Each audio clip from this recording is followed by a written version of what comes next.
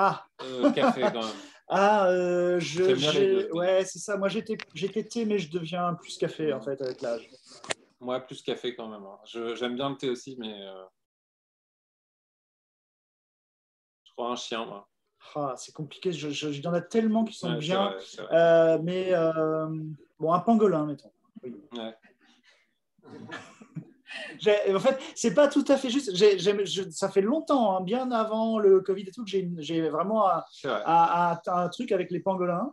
Donc, du coup, ça devient un peu un running gag. Mais je ne suis pas sûr que je voudrais être un pangolin. Mais bon, allez, c'est dit, c'est dit. Je serais anagramme. Ah ouais, t'as trouvé une réponse extrêmement... comme ça, on peut faire plein de mots avec le même mot. J'ai fermé la fenêtre. Cornichon, je pense, parce que c'est un mot assez rigolo. Oui, c'est vrai, puis il joue un rôle important. Et c'est très bon, les cornichons. Ouais. Ah, voler. Voler. C'est un sujet de débat constant avec mes filles de savoir quel est le super pouvoir qu'on voudrait avoir. Et c'est souvent entre voler et être invisible. Ceci dit, tu te prendrais ou une ligne électrique. Mais avion, non, mais ça c'est toi. Non, moi je volerais. Non, se téléporter. Moi, non, ça doit donner mal au cœur. Non, voler c'est mieux. Mais enfin, je peux pas, c'est pas un jugement. Pour le livre, dis-le moi, j'aime bien. Les mémoires d'Adrien, je crois. Ouais, je pensais à autre chose avant. Non, mais j'allais dire un truc, mais non, c'est super dur. Mais en fait, les orphelins Baudelaire. Bah, tard le soir, quand je fais des trucs tranquillement, voilà. Tôt le matin. Assez tôt le matin, quand je fais des trucs tranquillement. Un feutre. Ah, j'allais dire un crayon. Bah voilà. Ouais. D'accord. Frodon dans Le Seigneur des Anneaux. T'as dit la même J'y pensais, ouais. Non, je pensais. En plus, j'étais en train je pensais pas à ça au début. Et j'étais en train de penser. Ah bah vas-y. Je crois Frodon aussi, ouais. Non, plutôt Bilbon, pardon. Ah, j'ai hésité entre pensé les à deux. Bilbon, en fait. Ouais. Ouais, t'as un côté plus obscur, toi. Non, Bilbon, il est pas plus obscur. Bah, avec son anneau, il est un peu il dingue moins à la pur, fin. oui. Ouais, il est moins pur, oui.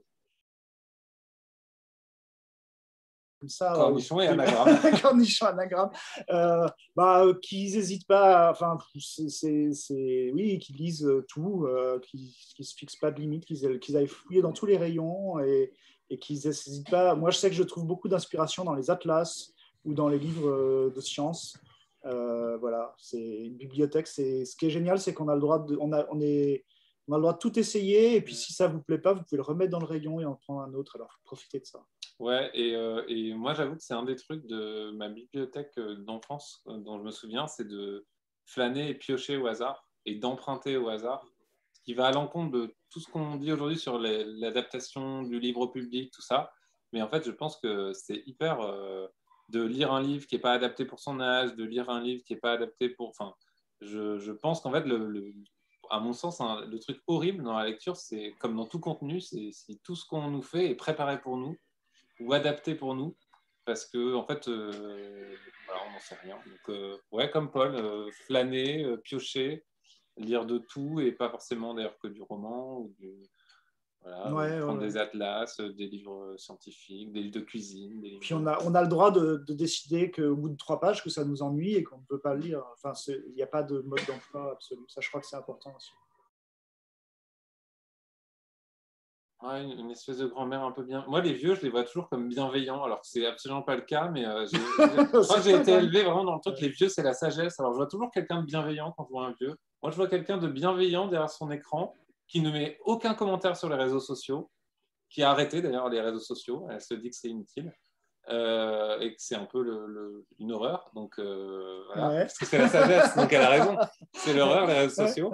Et donc, elle traîne sur des forums de littérature et sur des forums de jeux vidéo où elle est modératrice, où elle supprime les commentaires haineux. et voilà. Et elle fait des Twitch sur du rétro gaming. Voilà. Waouh, c'est pointu. Ouais, alors moi, je l'imagine en gameuse, en ennemie gameuse, et alors elle défonce tout le monde au jeu de combat. Voilà, je pense elle s'est complètement lâchée depuis qu'elle est mamie, et comme elle a des problèmes d'arthrose, elle peut plus faire de sport, mais elle est à fond sur les écrans et c'est une véritable terreur. Et peu de gens connaissent sa véritable identité.